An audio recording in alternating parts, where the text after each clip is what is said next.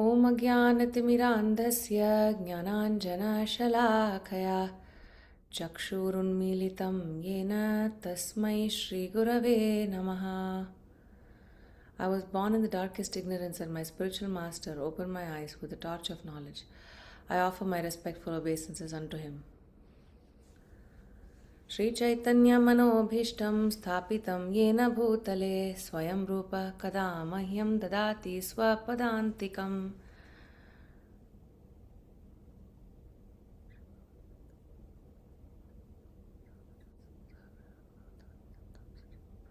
Sadvaitam Savadutam Parijana Sahitam Krishna Chaitanya Devam Shri Radha Krishna Padan Sahagana Lalita Shri Vishakhanvitamsha. He Krishna Karuna Sindho Deenabandho Jagatpate Gopesha Gopika Kanta Radha Kanta Namostute Taptakanchana Gaurangi Radhe Vrindavaneshwari Vrishabhanusute Devi Pranamami Haripriye. Kevancha Kalpatarubhyasya Kripa Sindhubhyevacha Patitanam Pavanebhyo Vaishnavebhyo Namo Namaha. Nama Om Vishnu Padaya Krishna Presthaya Bhutale Srimate Bhaktivedanta Swaminiti Namine Namaste Saraswate Deve Gauravani Pracharine Nirvisesha Shunyavadi Paschatya Desha Tarine Jai Shri Krishna Chaitanya Prabhu Nityananda Shri Advaita Gadadhara Shrivasadi Gaura Bhakta Vrinda Hare Krishna Krishna Krishna Hare Hare Hare Rama Rama Rama Hare Hare. We are continuing to read from Srimad Bhagavatam, Canto 4, Chapter number 7, and the chapter is titled The Sacrifice Performed by Daksha. Om Namo Bhagavate Vasudevaya. Om Namo Bhagavate Vasudevaya. Om Namo Bhagavate Vasudevaya. Again, reading from Canto 4, Chapter 7, text number 32.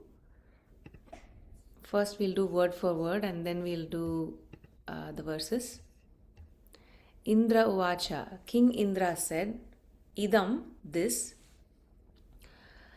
Api, certainly, Achyuta, O infallible one, Vishva Bhavanam, for the welfare of the universe, Vapuhu, transcendental form, Anandakaram, a cause of pleasure, Manah-drisham, to the mind and the eye, Sura Vidvit, envious of your devotees, Kshapanaihi, by punishment, Ud Ayudhaihi, with uplifted weapons, Bhuja Dandaihi, with arms, Upapannam, possessed of, Ashtabhihi, with 8.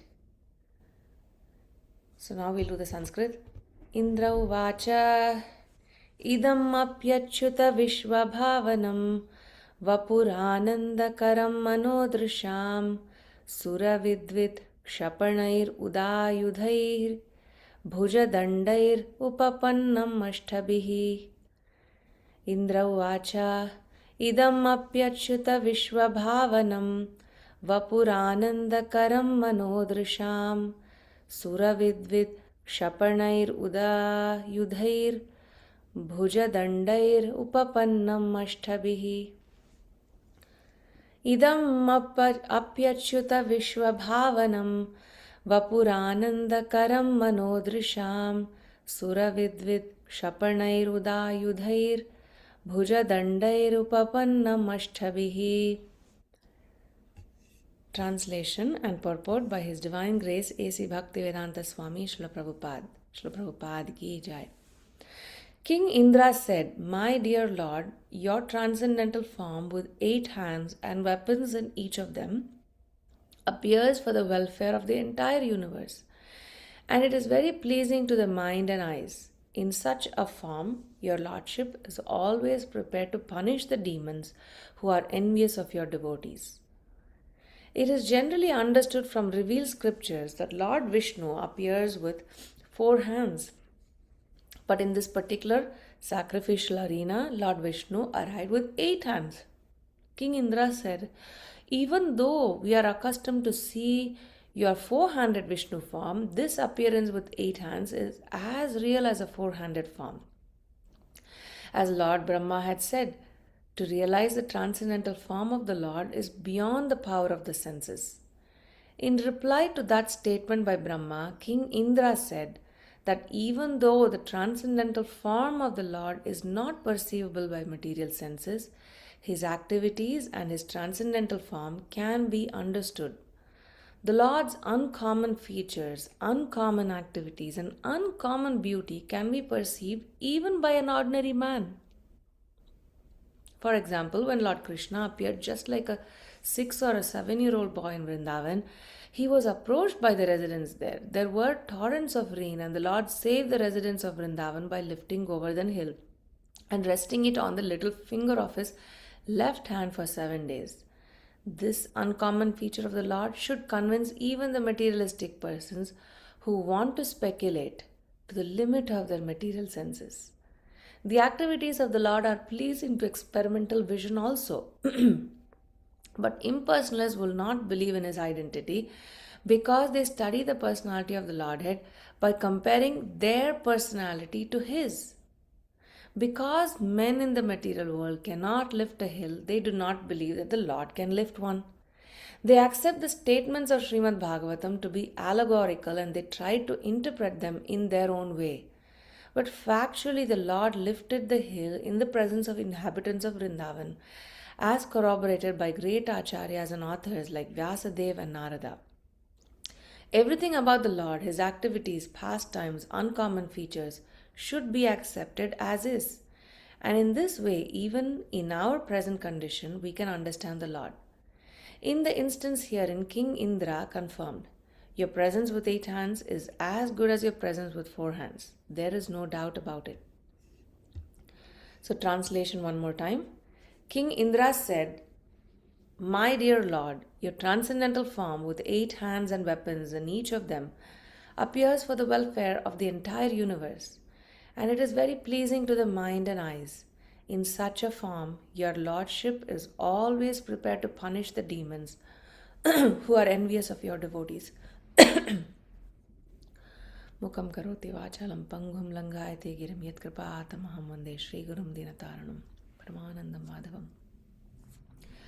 Hare Krishna, once again, welcome to Srimad Bhagavatam class, our daily reading. So we are continuing this chapter, which is titled that the sacrifice performed by Daksha. And so far what we've seen is Daksha's head has been restored by Lord Shiva.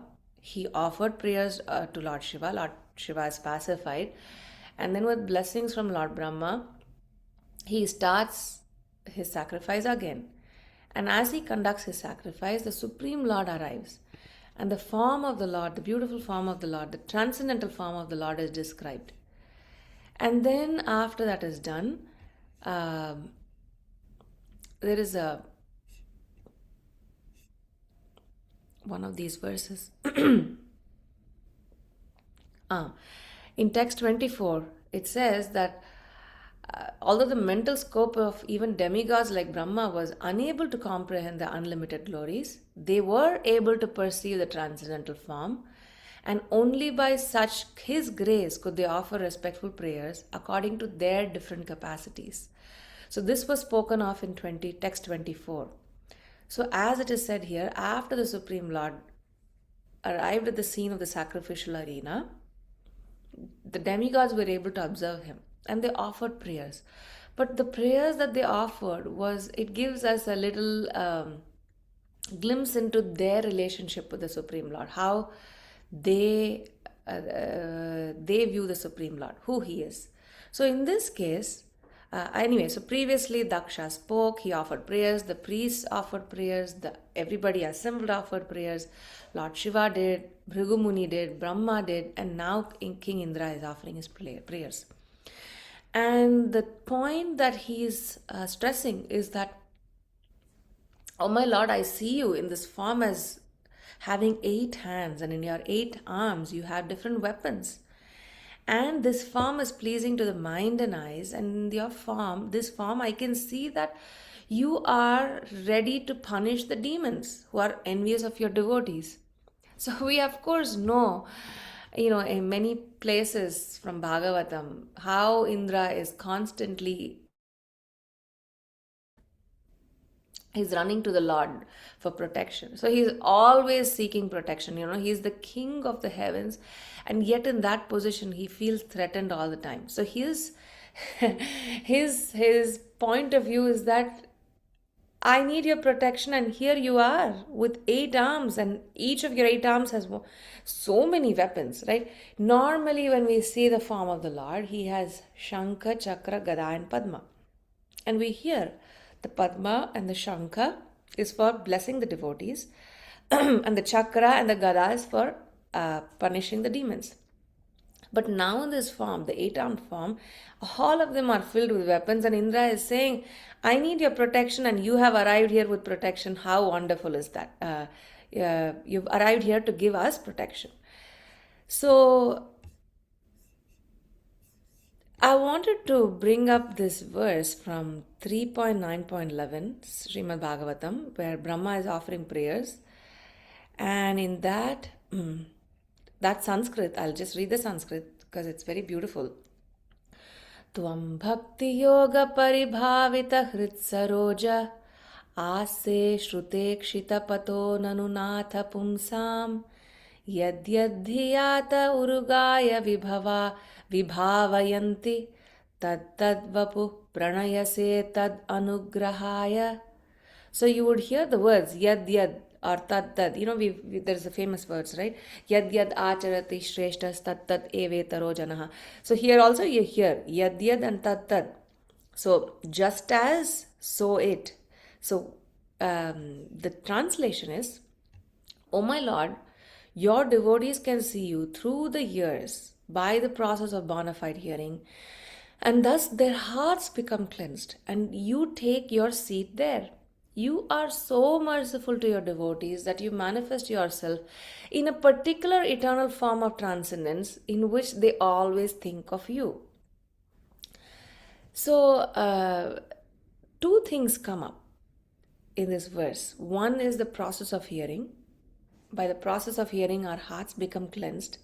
And this is spoken in so many places, right? Shrinvata swakatha Krishna punya shravana kirtana hridayantasto hi abhadrani vidhunoti suhrit satam. Vidhunoti, so our unwanted things are cleansed. So the same thing is spoken here, the process of hearing. The second thing that's spoken is that the Lord manifests in a particular eternal form in which the devotee thinks of him. The instance, right? Like, for example, when Bhishma Dev was in the battlefield, and the Lord, through trickery, had, through Arjuna, he had taken away the 5 arrows through which Bhishma Dev was going to kill them. And then Bhishma takes a vow. He tells Duryodhana, I shall make the law. He made me break my promise. I will make him break his promise. So in that set of verses, it is said that Bhishma Dev was fighting so vigorously that he would have killed Arjuna. And the Lord broke his promise, picked up the chariot wheel and ran to him. And there is this wonderful lecture by Radhika Raman Prabhu where it was given in New Vrindavan years ago, and he speaks about this verse, and he says Bhishma was able to see the form of the Lord. So in Kurukshetra, he was in his Swayam, he was in the form of Krishna, right? 2-armed Krishna. But Bhishma Dev saw him as the 4-armed Narayana form. So the point is, as we think of him, the Lord appears to the devotee in such a form. And so let me read the second paragraph from that purport, 3.9.11. This attachment of a devotee to a particular form of the Lord is due to natural inclination. Each and every living entity is originally attached to a particular type of transcendental service because he is eternally the servitor of the Lord. Lord Chaitanya says that the living entity is eternally a servitor of the Supreme Personality of Godhead, Sri Krishna. Therefore, every living entity has a particular type of service relationship with the Lord eternally. This particular attachment is invoked by the practice of regulated devotional service, and thus the devotee becomes attached to the eternal form of the Lord, exactly like one who is already eternally attached. This attachment for a particular form of the Lord is called Swarupa Siddhi. The Lord sits on the lotus heart of the devotee in the eternal form the pure devotee desires, and that thus the Lord does not part from the devotee, as confirmed in the previous verse. So, anyway, the subject matter is a little too, it is sublime, it's too much for me, for my realization. But the point is that, as we hear again in Bhagavad Gita, right? As we surrender unto Him, so He reciprocates. So, the same thing. The form that we are attached to, that is what we perceive Him. So, Indra, so that's first point, that Indra, he saw the Supreme Lord as the eight-armed form. The second point is that none of these forms are different. We can't say one is better than the other. Of course, Nectar of Devotion says that he has 5 qualities, Leela Madhurya, Rupa Madhurya, and all of that, Venu Madhurya. He has those sweetness that surpasses his form, Krishna Swayam Bhagavan form, from the Narayana form. But in one sense, they are non-different. The 8-arm form or the 4-arm form or the Swayam Bhagavan, they are all transcendental and they are all supreme. And in that sense, you can't differentiate one from the other. So that is first point that I wanted to speak about. And the second thing in the purport to today's verse, Prabhupada writes that the uncommon features and uncommon activities, uncommon beauty can be perceived even by an ordinary man. So to this point, I want to say so here Indra is actually directly contradicting what Brahma said in the previous verse. Lord Brahma said, I can't perceive you. Nobody can perceive you. But now Indra is saying, we can perceive you. So how do we understand that? And we can understand that because we can understand or we can perceive the Lord only by His grace and nothing else.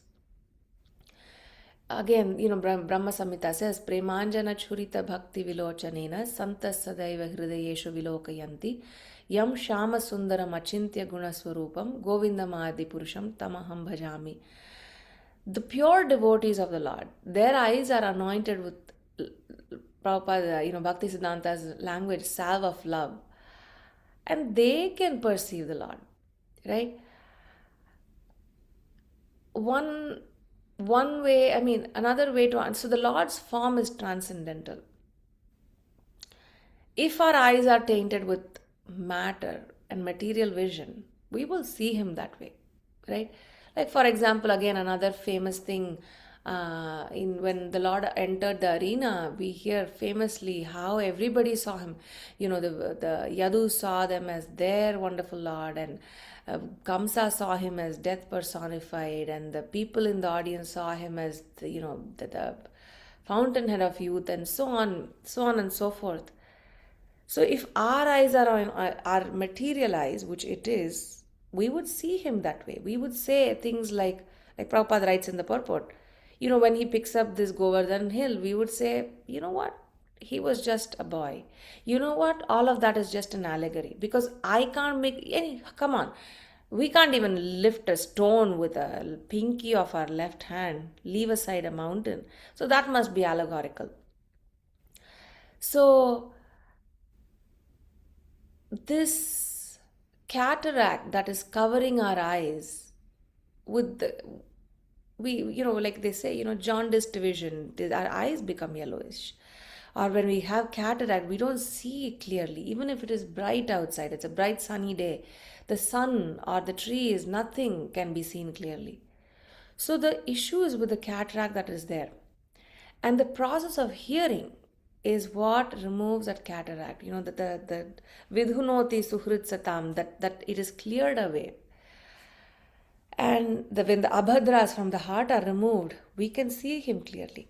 So another instance is where Dhruva Maharaj, right? When after the 6 months and the demigods, they went to the Supreme Lord saying, you know what, we can't breathe. This boy is so unusual. He's disturbed the balance in the system. Can you do something about it, the Supreme Lord? And so in those set of verses, it is said that Dhruva was able to see the Lord in his heart. And as soon as the prayers were offered and the Lord came, the vision that he had in his heart was lost. And he opened his eyes, and there was the Supreme Lord. The form that he saw inside, the form he saw outside. Was there a difference? Were they both transcendental? Yes. And then, when he couldn't speak, the Lord touched his head with a conch shell, and then he was able to speak. So, when that happens, it is said that at that time, Dhruva Maharaj became perfectly aware of the Vedic, whatever the Vedic conclusion was. He understood the Supreme Lord. He understood his relationship, the relationship with the Lord and all the living entities. And, he that was his complete realization. That was his pure devotional service. So we hear, right, there is the pure and more pure and the most pure, or perfect and more perfect and the most perfect. So this vision that Dhruva had of the Supreme Lord, where it was in the heart and then outside and then the perfect vision, all of those are gradations. But there is a starting point to that. And the starting point is acceptance of a guru and hearing from him. When that happens, the form of the Lord can be perceived. Now, if we think it's a mechanical process that I just have to accept a guru, I have to take initiation, chant my 16 rounds, and one day the Lord can see me. It's like, it's like baking a cake or something. Now, obviously there are perfected bakers out there, but for me, it's like, okay, I put 2 cups of this, 1 tablespoon of that, so much oil, I do the wet and the dry and the bake and, poke with the thing, and then out comes the cake. So for me, it seems like a material process, right? So that is a material process, but it's not a material process when we see the Supreme Lord. How is that? Because there is this factor of the spiritual master, there is the process of hearing. So the hearing is a mechanical process, but what we hear about the glories and the pastimes of the Supreme Lord. Now that makes it transcendental. We hear from the spiritual master, who is eternally connected to the Supreme Lord. So the process is transcendental in that sense. The person to whom we are connected is transcendental. And the ultimate objective, the Supreme Lord, is transcendental. So all of that put together makes this material process of hearing, using our material eyes, we are able to surpass that. And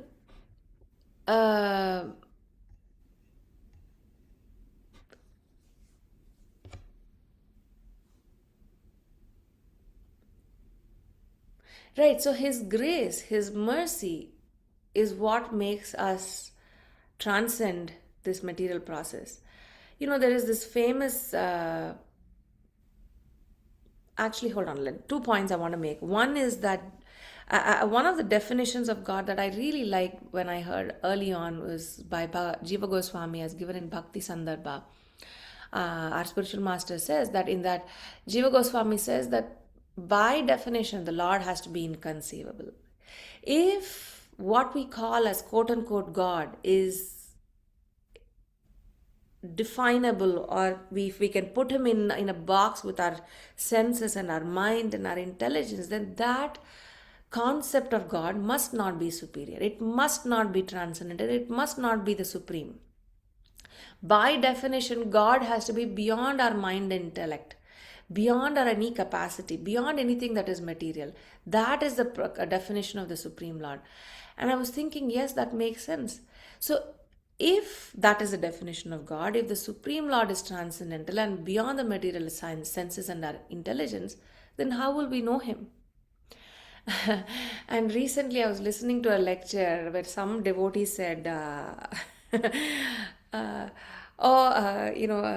he said, I'm limited, my capacity is limited, and the Supreme Lord is that, I am limited by my the many bad qualities that I have, and so on and so forth. I feel like I'm set to fail. I feel like this is a process that is doomed to fail. I don't think I'll ever realize a lot. I mean, he didn't say in those many words, but it was intended that way. And immediately Maharaj's response was, that is because you're an illusion.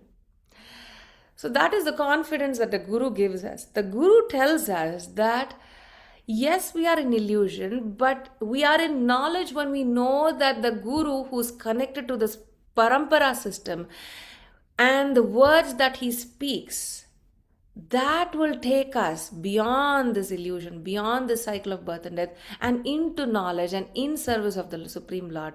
That is what is needed. And that is faith. The faith that I don't know it fully. I don't comprehend the Lord at the moment. I don't even understand the process. I don't even do the process properly. But hey, I have the faith by that doing this in future, it will become a reality. So that is faith. We just have a couple of minutes to the hour. So I think I want to pause here and just sum up the whole verse. And that is that we are continuing reading where the prayers offered to Narayana at the sacrificial arena of Daksha, and Indra is seeing the Supreme Lord as an eight-form form. So one of the first points that I made was uh, this point about in whatever mood we approach the Supreme Lord, he reciprocates in that way.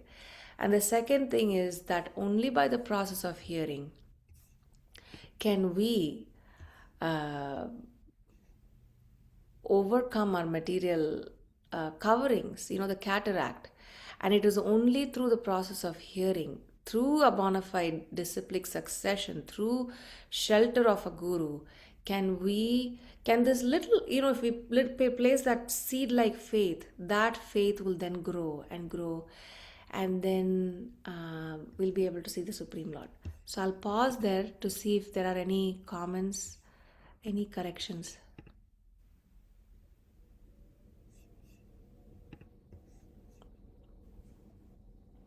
Hare Krishna, dear.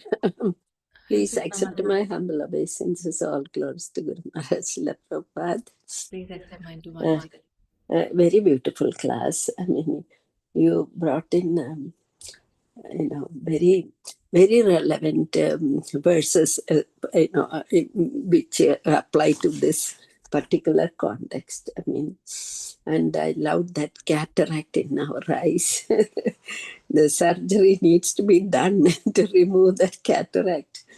Yes, I mean, very wonderful class. Thank you so much. Thank you for your encouraging words, Mataji. Hare Krishna.